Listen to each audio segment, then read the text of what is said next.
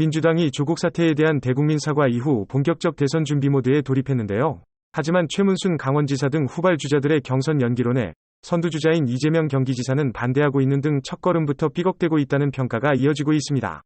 한편 여권 유력 주자로 분류되는 윤석열 전 총장이 처음으로 공개 일정을 가졌는데 방명록에 희생자 분노 없는 나라를 만들겠다고 작성하여 출마 선언이 임박했다는 관측이 나옵니다. 식재료와 식자재 가격이 오르면서 외식 물가가 덩달아 크게 올라 직장인들이 도시락을 싸서 다녀야 하나 고민이라고 합니다. 햄버거 가격은 1년 사이 6%가량이 올랐고 생선의 5.6%, 구내식당, 김밥, 볶음밥 등이 4% 내외, 라면, 자장면, 떡볶이, 치킨 등이 3% 내외로 평균 외식 물가보다 크게 오른 것으로 조사됐습니다. 정부는 공급 충격이 해소되면 물가가 안정될 것이라고 말하지만 인플레이션 우려도 나오고 있는 상황입니다. 60세에서 64세 사이의 아스트라제네카 백신 접종이 오늘부터 시작되는데요. 해당 연령대 중 무려 78.8%가 사전 예약을 마쳤다고 하는데 미처 신청을 못했더라도 자녀 백신을 맞을 수 있다고 합니다. 한편 정부는 고령자의 모바일 앱 이용이 많지 않은 점을 감안해 주민센터를 통해 접종 대상임을 증명하는 스티커를 발급하기로 했는데 이를 신분증에 붙이면 전자증명서와 같은 효력이 발휘된다고 하네요.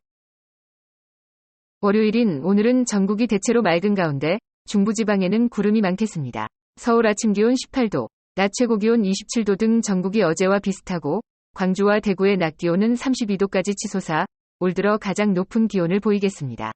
수도권 지역에선 미세먼지 농도가 나쁨 수준을 보이겠습니다. 이번 한 주간 중부지방은 대체로 맑겠고 남부지방은 후반에 비 소식이 있겠습니다.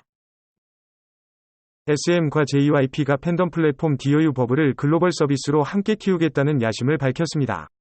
버블은 팬들이 매달 4,500원을 내고 구독하면 아티스트가 직접 쓴 메시지를 수신하고 답장할 수 있는 서비스로 현재 유료 구독자만 100만 명 이상이 있으며 이 중 70%가 해외 팬들이라고 합니다. 본래 SM이 자회사로 만들어졌지만 JYP도 200억 이상을 투자해 20% 이상의 지분을 확보하는 등 협력에 나서고 있는 것으로 보여집니다. 국제 해커 집단인 어나니머스가 일론 머스크에게 공개 경고장을 보냈습니다. 그가 연일 가상화폐 시장을 뒤흔는 행동을 장난이라 규정하며 여러 사람의 삶이 망가지고 있다며 응징을 선언한 것인데요. 일론 머스크는 최근에도 연인이 이별하는 그림의 샵 비트코인이라는 해시태그와 함께 갈라진 하트 이모티콘을 올려 비트코인과 이별하겠다는 뜻으로 해석되면서 코인 가격이 하락했습니다. 그럼 오늘도 좋은 하루 보내세요.